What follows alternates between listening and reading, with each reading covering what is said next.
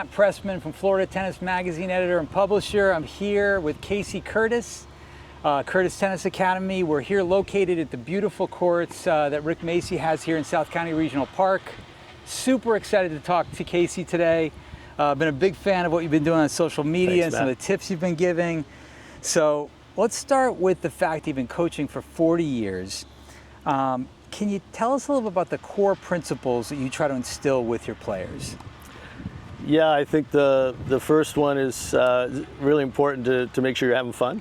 Okay. Right off the bat, especially if they're younger ones just getting started. I mean, guys that have been around, girls that have been around, they obviously get the game a little bit more. But I'm big on discipline, hard work, the fact that I want the player to know that I have confidence in them. That they have the ability to do probably a lot more than they think they do, and it really depends on how much of an effort they're willing to put forth. Yep, and that's kind of cool as we talk about this. No mention of specific strokes or technique, immediately going right to the mental piece, right? So would you say that the mental piece is really first and a priority for you above kind of the stroke production and some of the more technical aspects of the game? Yeah, I mean, you hear a lot of people say it's 90% mental, and I don't really agree with that. I think Djokovic was the great player that he is because he's the most consistent player, probably the best strokes, a great mover, lots of flexibility, and obviously smart. But the mental side, I think the mental side is much bigger than people realize. I think everybody thinks, oh, it's being mentally tough, but it's much bigger than that. It's your overall character, it's your work ethic. All of that is your perseverance, your belief. And I like to say I want players to believe in their skills. This concept of believing in yourself is a really vague topic. I mean, it's big. So yes, definitely you need to believe in your skills, and that happens by seeing yourself day after day succeeding.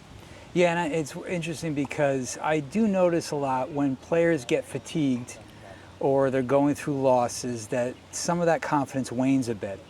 What do you tell players when they're going through more of the difficult part of their career, whether it be a junior career or a pro career?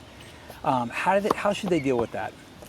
So when you say fatigued, are you talking about within a match? Or are you talking about overall from training? Maybe they're overtraining, or they probably would say take some time off. Yeah. I think that's one of the things. I mean, you were a player yourself, Sure. right? So one of the things I've heard from most players I've talked to, good players, was that if they were going to change one thing, it would take more time off. Yep. And I think in particular in today's game, with all the injuries that are happening, the game's obviously become faster, harder. A lot of injuries going on. So I think time off is super important. Yeah. Both for the body and for the mind. Yeah, I agree. Do you think that the junior game right now and the pro game, people are too intent on playing too much tennis or practicing too much? That's a tough one, right? Because they almost have to play the tournaments, Sure. right? Or their ranking's going to get smoked. So I'm a big believer that you don't always need to train at the highest velocity. I'm big on players practicing their serve for an hour a day, but I always am adamant that they're only practicing at 50% velocity, so they're not going to blow their shoulder or their arm out. And then maybe for the last 10 minutes or so, go ahead and hit at 100%. Yeah. So you maintain that feel. But I actually, a few years ago, started to even talk about that with the ground strokes. Just not always trying to beat the hell out of every single ball. Yeah, that makes sense. And then we know you for really high performance training, very elite players, all the way up from the junior ranks to college players up to pro players. How do you see that trajectory as you're training guys that are very elite at a junior level all the way up to ATP and WTA pros who you've trained? Yeah, I mean, I really enjoy starting with players when they're 10 or 8 or 10 because you can also, what I call, train the brain, which is more difficult the further you go along and depending on how much baggage a player has. But basically, you need to manage it properly. A good coach also has to be a good manager. And what I mean by that is time off, like we were talking about. Of course, they have to play up if they're an elite player in their own age group. They're going to have to play up into some of the higher age groups, which means they're usually playing with players that are stronger, Sure. Whether it's girls or guys. So I think you need a mix of that. You want them to play with players that they're the same as and not quite as good at, players that aren't quite as good as they are, but then also players that are better. So it's really about managing it. It's about managing the tournament play and managing their competition and their training. Let's point out a few big names that you've worked with. I mean, one of them is Milos Raonic. Right. And then also some NCAA champions. Yeah. Let's talk about what worked with you training them. How were you able to bring them up to such a high level? Always a hard question, but yeah. Well, it's not, I don't think, that hard. Okay. The words that Milos and all these players that get sort of that level, they hear me say that's not good enough a lot. Okay. It's not good enough. And I think if you watch a lot of players when they're training at all these academies, they're just almost mindlessly hitting the ball. So we're going to go cross on the deuce side, with forehands or whatever. And their balls are bouncing on a service line, and then there's one going wide, and then there's one that goes deep, and one that's high, one that's low, and different spin on every ball. And the player is actually trying to hit the same shot. Right. So you get this huge variance, but they're not paying attention to it. Yeah. So I'm very big on attention to detail, what I call attention to detail. Observing your shots and seeing, is that the shot that I'm trying to hit? And if it's not, figure out why it's not and fix it. But they all had that, and also I think the volume. There's definitely a tendency for these players that get to the higher level that they've played more tennis. Okay. They've hit more balls. Yep. And then let's jump into one of the tips that I found really interesting while watching some of your videos was about college tennis and about pro tennis. And Right. if a player is very elite at the junior level, that maybe they should go straight to the professional ranks, Right. because the game is different there. Right. Talk a little bit about that. It's a little controversial and interesting take on it, I thought. It's it kind of you've been around long enough. You've seen it. It comes and goes. Like you shouldn't go to college. You should go to college. People that go to college don't become pros, and that's changed again. Now Yeah. now it seems to be that there are some players, both men and women, that attended university, and some of them for 4 years. Yeah. A lot of times, maybe 10, 15, 20 years ago, players would go for a year or two, and then turn pro. And some of them now are actually finishing their collegiate careers and then going on and becoming pros. So I also believe that even with juniors and adult or playing adult tournaments. I think as soon as you have a boy or a girl that's strong enough to compete and good enough to compete with men or women, they should start to make that transition, because they're going to learn a lot more about the game when they're playing with experienced players like yourself. Yeah. You're not going to let people away with a bad shot, Yeah. which the juniors will.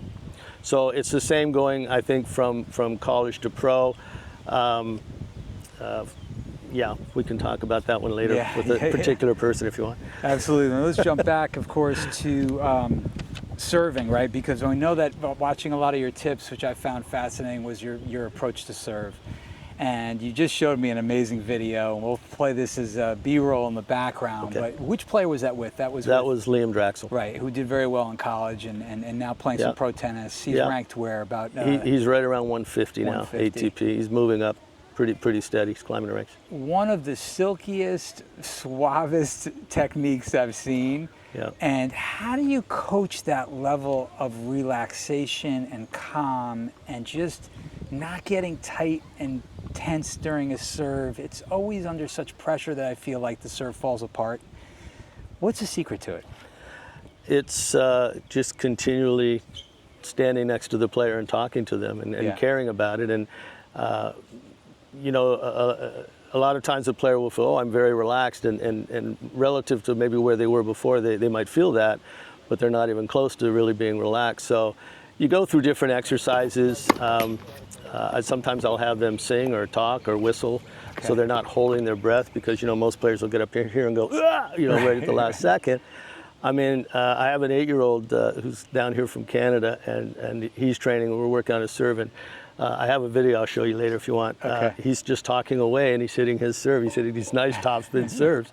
So I mean, he's already got it going on, right? So I do believe that you should be able to talk or whatever, sing while you're serving, even if it's like Milos.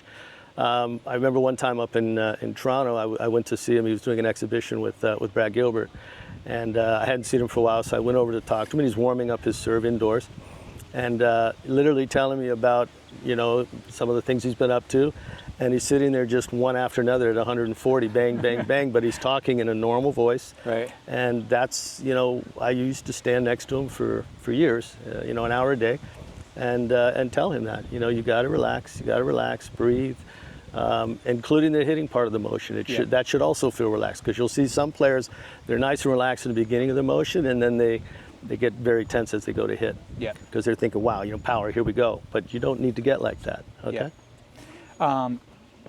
Platform position, Yeah. knee bend, any kind of technical advice you'd give? I mean, the style you have is a very cool style. So Every player that I've ever coached uses a platform stance. Okay. I'm really high on that. It's for balance, primarily for Yeah. balance. Yeah. Okay. I think a lot of coaches think you can't get the same kind of power out of a platform as you can out of pinpoint. That's false, obviously. Milo Okay, sort yeah. of proves that wrong. Andy Roddick, Yeah. Fed. I mean, Yeah. Fed wasn't at the higher end of most of the time velocity-wise, but certainly there's been some very good servers out of pinpoint stance, but in my observations, my opinion, the best servers, the most accurate servers, the combination of pace and accuracy, consistency, no question, it comes out of a platform stance. So for sure the legs, as much for getting more height and getting a higher strike point as it is for power. So you didn't like when Sinner changed over, I guess, right? Or no? Yeah, that's his choice. I mean, you know, you just never know, man, right? Because it's easy to sit there and go, well, if Fed had done this, he would have been better. You know, I know in the beginning of Fed's career, he was almost at 45 degrees here, where he would come in and accelerate from there instead of more from here. Huh. Pretty sure towards the end of his career, he moved it back a bit, where he was actually accelerating more from almost 90 degrees. But you just never know. Yeah. I mean, you can see Alcaraz right now is changing his motion. Yep. He was coming from here and straight up, and now he's about here. And I'll bet you he's going to go all the way back here. Interesting. Just because it's a bit fuller motion. I call it spread eagle. Okay. And then you get back in here before you go into your acceleration. So, yeah, it's always worked with my players. You know, Assad, my assistant, can serve at 140 as well. Okay. So I've had a number of players that you know, they didn't reach Milos's ranking, but they certainly had huge serves. That's great. So tell us a little about Curtis Tennis Academy. What makes this academy so special? Which I love being here. It's just a good vibe here. Yeah. What is it about the academy that's different than what else is out here in Florida? Because obviously Florida is the tennis scene. You're coming from Canada. I'm sure you're coming down here thinking, well, it's cool, tennis year round, but there's so many academies, so many training programs here. Yeah, I mean, it's hard to say really what makes it special. I mean, I think the coaches, I guess, you know, I certainly care a ton. I hope most coaches do. I think there's a lot of very good coaches down here in South Florida, so which is great, because it's great for the competition, it's great for the players. But yeah, I mean, we try to create a really positive vibe and confident, and work very hard with the players. So I think just the coaches, I mean, I guess. Yeah, that's great. And then I think one interesting video I saw you going through this idea that other sports, the technique does need to be perfect, right? There are other sports out there where there's much less room for error. Yet tennis players feel like they can kind of get away with being a little bit kind of all over the map with their game. Right. And I want you to speak to that, because it's very interesting, really open up my mind to thinking about gymnastics and some of the other things you see in the Olympics, where you have to be so dialed in, right, or else you're done. Right. Yeah, so I say that those sports, they require, like you said, perfection in technique. So they're measured on that, like with a microscope. And tennis, but I say also tennis, we are measured on technique in general, but it's the result of our technique. Right. So we're not actually measured directly on it, we're measured by the result of the good technique. It's always funny when you hear guys saying, oh, Nadal's technique's not that good, or, you know, whatever. Excuse me. You know, if you look at obviously the important points in Rafa's swings, or Andy's swings, or Fed swings, or Djokovic swings, they're all technically sound. Yeah. They have to be, okay? So, yeah, I mean, technique is very, very important. So, But it's interesting. I've coached dancers, I've coached gymnasts, and they learn really quickly. Yeah. Because they get in front of a mirror and they do the same thing they did in their own sport. And so I am a big believer in shadowing your swings. Yeah. I have a way that I coach the different strokes, and that's how I want my players shadowing. But it doesn't really matter. You know, if a coach has a different style that they think is really good for a player, just show them that and then have them practice it. Because there's no question that massive physical movement will become muscle memory. Yeah. I mean, that's science. That's not my opinion, Sure. right? So, yeah, I mean, it is interesting. Yeah. Yeah. So attention to detail is so critical in Yes. tennis, you think, right? Yeah. Yes, 100%. Yeah, yeah. And then let's circle back to mental toughness, a key kind of tenet of how you train. You mentioned the word discipline. Is it just about discipline, or is it about self-discipline? Because they're two different things, right? I mean, a Okay. coach can instill discipline in a player, but can a player bring that discipline on his own or her own? Yeah, I mean, you on know, the old tour? saying, it's hard work is what you're doing when no one's watching. Right. So, yeah, I mean, the mental toughness thing, I just, off a little segue, I think Sure. the key to you know, players not getting nervous or being confident, all that, it's actually your ability to switch a thought in your mind. So they've proven over and over again, it's impossible. No human can keep thoughts from entering their mind. Right. That's going to happen. Yeah. Okay? And the thing to do in order to get that thought out of your mind, you don't start fighting with it. You just think about what it is you need to think about in order to move forward, you know, let's say the next point. Okay. And the other one will go, because the human mind can only think of one thing at a time. It can Yeah. switch very quickly, but it can only have one thought at a time. So the real key there in that aspect of mental toughness is your ability to switch a thought, and that can be practiced. That's So, a great piece of advice. It's so funny, like watching tennis and all the emotions that come up during a match. You know, it's like watching a crazy person in the street in New York City, right? It's like Yeah. they're talking to themselves, Yeah. and you hear their self-talk, and often it's so negative. It's Yeah. so they're getting down on themselves so Yeah, yeah. much.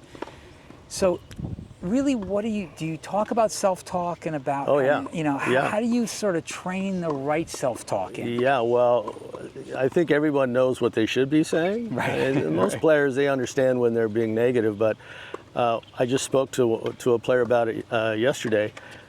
You know, if I or one of the assistant coaches comes up and I mean, imagine if I'm talking to you and you miss a shot and I go, Matt, you suck. Right, Matt, that forehand, that's the worst forehand I've ever seen you hit. Every time Right. you miss a shot. How the hell could you hit the bottom of the net with that shot? I mean, what's wrong with you? Get your first serve it, right? If I taught you like that, Right. it's not good, but you can, in your own mind, you can say, get lost. Right. Okay? I'm not, you know, go away, Yeah. go away. But when you're saying it to yourself, There's it's nowhere to run. It's 10 times as bad. Yeah. It's 10 times as bad. Yeah. So it's very important that you are your own best friend, that you also are your own coach, you know, as we're not really allowed to coach players during matches yet, Sure. to a point anyway. So I mean, I literally have seen players where they got a little crazy in the head. I just had a player like a week or two ago. Right. He was having a great match, Okay. it was a career-changing potential match, and he was dead even with this player, who you would know if I told you who it is. But at 3-all in the second, he loses the first point, misses an easy volley, and kind of goes bonkers. Train went off the tracks. He loses it. And I turned to my assistant and I said, that match is over. He won 2 points after that. Wow. And he was dead even through a set and a half. You know, Self-sabotage, you think? Or- 100%. Yeah. Yeah. 100%. Yeah. When you're in a tight match like that and it's basically dead even ability-wise, you know, he was winning the majority of points going past, these are good players, going past Yeah. 10 shots, 8 shots. My player was winning most of the points. So for him to lose it, it's on his own serve. It's 3-all. They're Yeah. both holding. 1 point, and he loses it. And it's just, I mean, I know the player, so I know he's getting better, but he's not there yet. Yeah. Yeah. He's not there. His game's going like this. His strokes, his technique, and everything's going up like a rocket. And his mental side is coming along well, Yeah. but he's not quite there yet. You know, it's interesting because you talk about confidence and at those big moments, second set, 3-all, making sure you maintain that aggressive sort of stance or posture in a match. I watched a video that you did, which was fascinating, about taking the ball earlier on the rise, not letting the ball dip. It gets slower. You lose pace when you hit it. You had 3 really interesting takes on why you should be making sure that you're moving in on the ball. Which is a bit more of a, and we were talking about Saddlebrook and Bollettieri, they're really in the initial academies, and some of the approaches they took there on being more aggressive as you play. But I thought it was interesting because there's a more technical reason why, or reasons why. But do you think a lot of players just sort of let the ball drop and they get fatigued and tired and they're not moving their feet enough? Why should they be moving in more to take time away from other players? And space, time and space, I guess, right? Yeah. Well, if they don't care about how good they're going to get, they don't need to. Right. But in the video you're referring to, there's 2 reasons, really.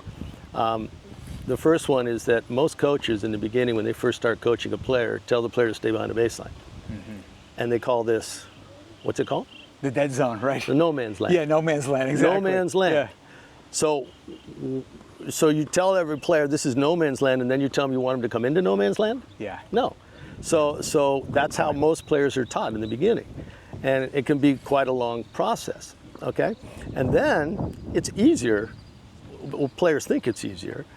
It depends on what you want to do with the ball. But it's easier to not move and let the ball come to you. Right. Okay? It's one of the comparisons I've made between tennis and golf. You know, golf, you hit the ball, then you got to go get it. Right. Tennis, you hit the ball, somebody hits it back to you. Right. So that's good. But staying behind the baseline is easier. Yeah. Okay, the ball slows down. But if you want to be a top player, and everyone, you know, this expression, it came into being about 10 years ago, take time away. So if you want to take time away, what that means is you want to make your opponent have to hit the ball earlier in time. So if you let time go by, that's not accomplishing that goal. So of course, then you need to move forward to try to hit the ball at an earlier point in time, but also the ball will be at a higher point most time because it's dropping as it goes over the base. Zone. Yeah.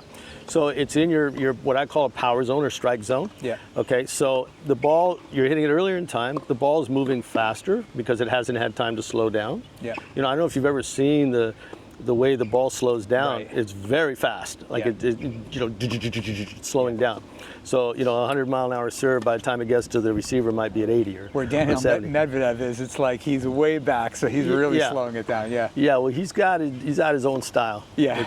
Which I mean, I admire that guy. Yeah. I think he's amazing. But yeah, it does slow and then down. because Yeah. you're hitting it at a higher point, you don't need to use as much spin. You're not lifting it as much. And you're taking the pace of the other player, I think, Right. as well. No, that's right? what I mean by Yeah. the ball's going faster. Sure. Right? It hasn't had time to slow down. So the 3 really good reasons. And I tell the players, it's not an option, guys. If you're talking about becoming a high level, a D1 player or even a professional, this is not an option. You have to do this. I thought that video was outstanding because it's so clear why that makes sense. And I think, you know, as you get fatigued, as a match goes on, as it wears on, and you just want to take your time, give yourself more time, let's say, you forget at a key point like that, 3-3 in a second set, where you do need to keep the pressure on. You do need to take time away from the player. You do need to take space away from the player. Right. And it's so important to hit the ball in the strike zone, on the rise, moving in if you can. Right. And so, yeah, it was a great video. So I just Thanks. thought that was something really special. you. But as well, one of the cool things about being here, South County Regional Park, is that this is the home of Battle of Boca, which is, Right. and we live right around here. Florida Tennis is based here. So what makes Battle of Boca so special? There's a number of things, but Jason Zafiros is definitely one of them. Yeah. I wrote the UTR about Jason. I think he does such an amazing job. You know, you get days like this, for him, it's a walk in the park, Yeah. literally. Yeah. But you know, you get some showers going on, some Florida weather, and he is a master at going in and out of the showers. He works his butt off. I mean, he's here if it's rained in the night, he's out here at 4:30 drying the courts off. This guy works hard. Yeah. I mean, he is a tremendous director of a tournament. So he's a huge part of it. Yeah. Just the fact that there are so many players in this area, You know, they don't have to travel. You're getting great tennis. You know, Yeah. you don't have to travel. It's not that expensive. I mean, you don't have to stay in hotels because most of the people live here. So, I mean, there's that, and he gets huge draws. But I think the fact that the competition's great, and Jason does such a good job of running it. Yeah. I think Yeah. is the main And the reason. quality of the players is just outstanding. So Yeah. even for your own kids, it must be amazing just to have right where you're housed Right. this incredible tournament. Yeah. No, for us, it's great. We have home court advantage here. Always a good thing. Yeah. So obviously started in Canada, now down here in Actually Boca started in Raton, Florida. California. Oh, good, California. Yeah, yeah. But obviously known for a lot of the players who've coached in Canada, Yeah, right? yeah. Stopped off on my way home from playing in Europe, and I had every intention of going back to California, and I just said, you know what, I'll finish my university up there. Toronto was a beautiful city. Yep. And I just never came back. I just Yeah. stayed up there. So we talked, my wife and I, many times about coming down here. We finally did. COVID gave us a great reason. How long were you in Canada for? 40 years. 40 years, wow, Yeah. okay. So over that 4-year career, obviously up there and now moving down here, what are you most proud of as a coach?